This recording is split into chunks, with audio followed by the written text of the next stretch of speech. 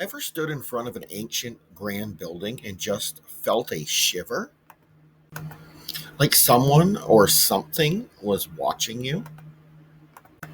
What if those old stories, those echoes of the past, aren't just history, but the actual spirits still hanging around? They say every tragedy, every death leaves a kind of mark. And you know what? Some of the world's most famous places on Earth are apparently covered in these marks. They're very stones soaked in sadness and violence. All over the world, we've got old castles, huge battlefields, and even the dirt we walk on. A lot of them have stories much darker than what we'll find in any of our tourist brochures. These are spots where history got messy, where lives ended way too soon, and often horribly. And if you believe the chilling tales, and there are a lot of them, the dead are here. They are not resting. We're going to dig into the terrifying hauntings and the ghostly locals that make these places legendary for paranormal activity. Think headless queens, shadowy figures in the night. The stories are pretty convincing and honestly, pretty scary. So maybe lower the lights for this one. First up, we're heading to a place practically dripping with royal drama and rough justice, the Tower of London. For almost thousands of years, those stone walls have seen some seriously intense and pretty horrific stuff from British history. It started as a fancy royal palace and fort, but it didn't take long for it to get much darker reputation as a state prison, a torture chamber, and a place where heads literally rolled. Now the tower's most famous ghost? That's got to be Anne Boleyn, Henry VIII's second wife. She was accused of treason and adultery and lost her head on the Tower Green back in 1536. People say her ghost still wanders the halls, sometimes even carrying her head, especially near the Chapel Royal, where she's buried. Even the tough Yeoman warders, the guards there, have reported seeing her ghostly parade, like a chilling replay of her last walk. There's this one story from 1864 about a guard who tried to stab a whitish female figure with his bayonet, and it just went right through her. But Anne's not the only spirit that hangs around. The ghost of the princes in the tower, young Edward V and his brother Richard, are said to haunt the White Tower. These two kids just disappeared in 1483, and the story goes their uncle Richard, Duke of Gloucester, had them murdered. People often see their small, shadowy figures holding hands, a really sad image of what happened to them. Then there's Henry VI, supposedly murdered while praying in the Wakefield Tower. His ghost is said to show up right at midnight. You might even hear the tortured screams of Guy Fawkes echoing from the Queen's House dungeons. If you walk those ancient, blood soaked grounds, don't be surprised if you feel cold spots, smell old perfume, or feel a tap on your shoulder. Next, we're going under the romantic streets of Paris to a place that's anything but the Paris Catacombs, a literal empire of the dead.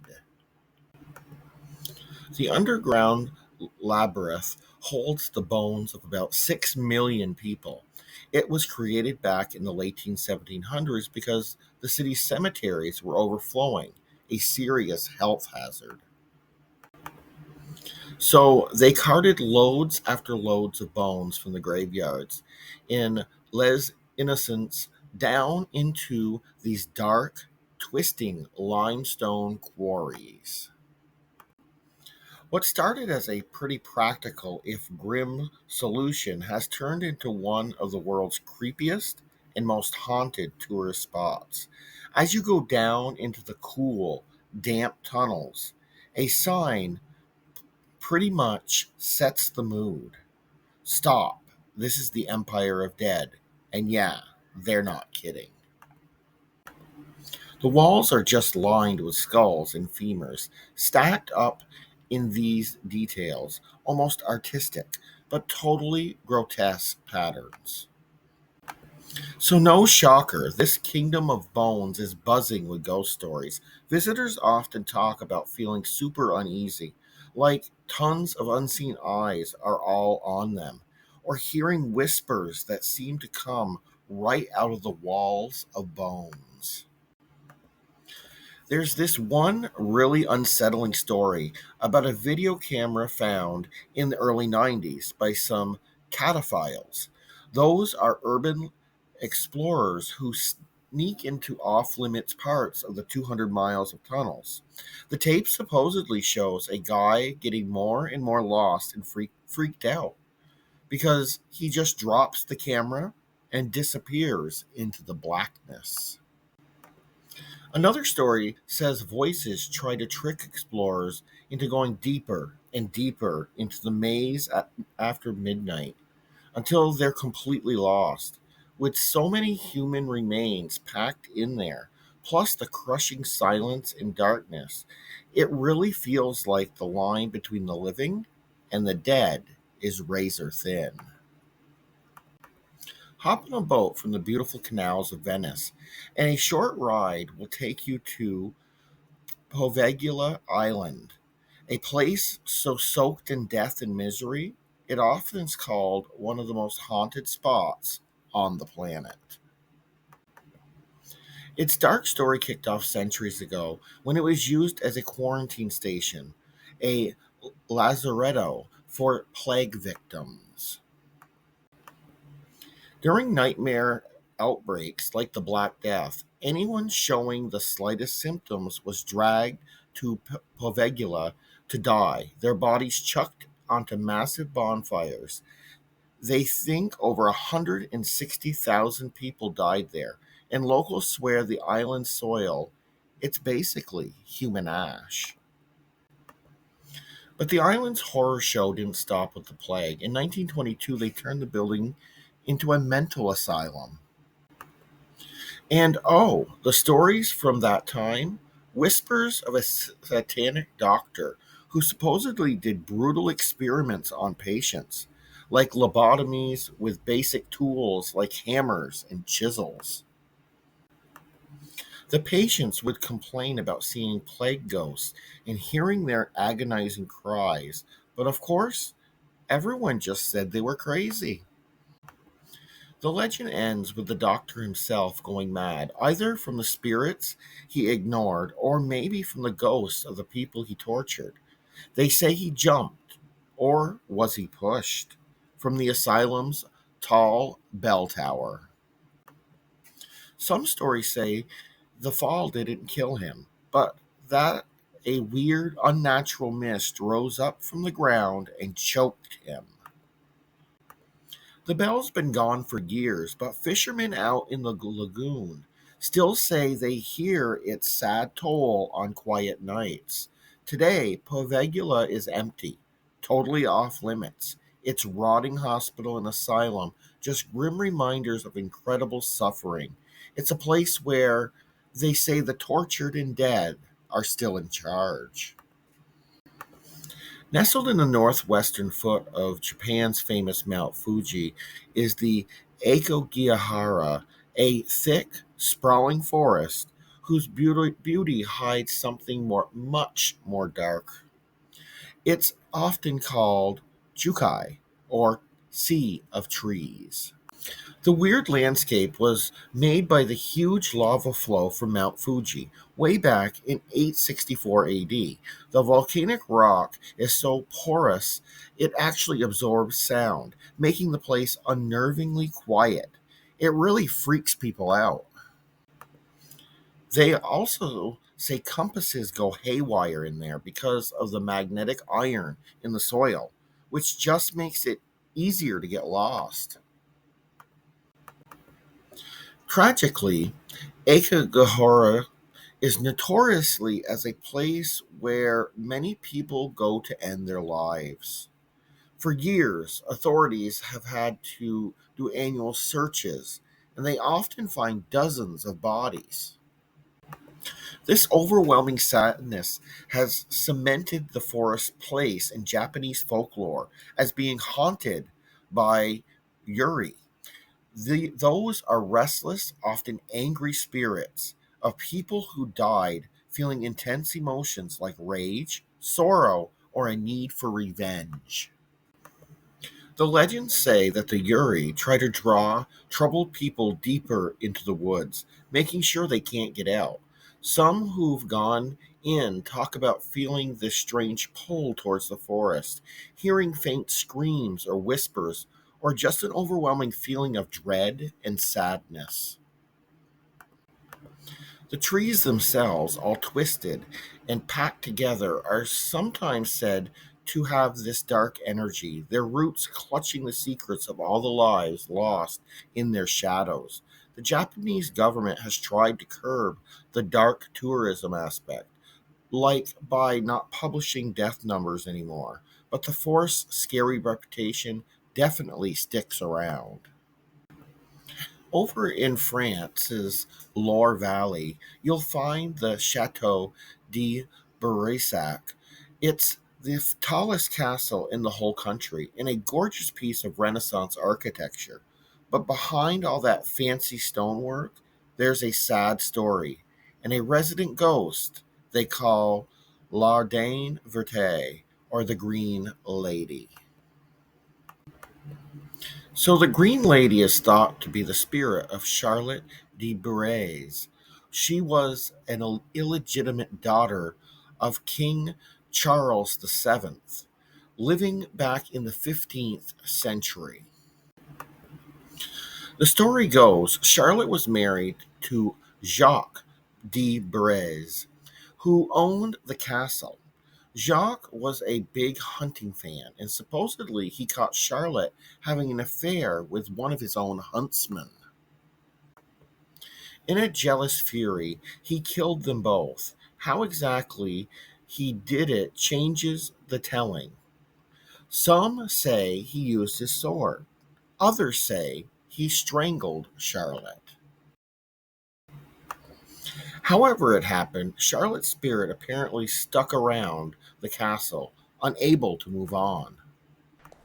She's usually seen in the tower room of the chapel, always in a green dress, hence the name. But what really makes seeing her so terrifying is her face. People have seen it say she has these gapping, empty holes where her eyes and nose should be. Her sad cries are also said to echo through the castle, especially in the early morning, scaring guests and even the current ducal family, who've apparently gotten used to her ghostly company. For hundreds of years, the Green Lady has made sure that the Chateau de Brissac is famous not just for its beauty, but it's for its truly scary, heartbroken ghost. Way down on the rugged Tasman Peninsula in Tasmania, you'll find Port Arthur. The setting is beautiful, but its history incredibly brutal. From 1833 to 1877, this was an infamous penal colony, basically a dumping ground for Britain's toughest criminals and repeat offenders. It was known as an inescapable prison, a place of brutal discipline, non-stop hard labor, and some serious psychological torture. The sheer amount of misery and death at Port Arthur has definitely left its mark, and it's now thought to be one of Tasmania's most haunted places. The separate prison is a real hotspot for paranormal stuff. It was designed for solitary confinement and psychological punishment. Inmates were hooded and couldn't speak. Visitors and staff often report hearing cries from nowhere, ghostly footsteps in empty cells, and that creepy feeling of being touched or watched. One famous story is about William Carter, a prisoner who hangs himself in his cell in the separate prison just to escape the silent system. People who go into his cell say it brings on an overwhelming sadness. Some even break down crying. Another well known spirit is Reverend George Eastman, a chaplain who died after looking after a sick convict. His ghost is said to be pretty aggressive, and sometimes people hear organ music coming from the empty church.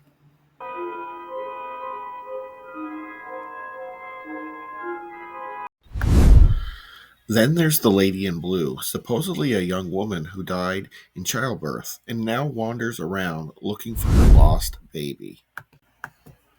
Even the awful 1996 massacre at Port Arthur has added another layer to its haunted reputation, with some people claiming they've encountered more recent ghosts.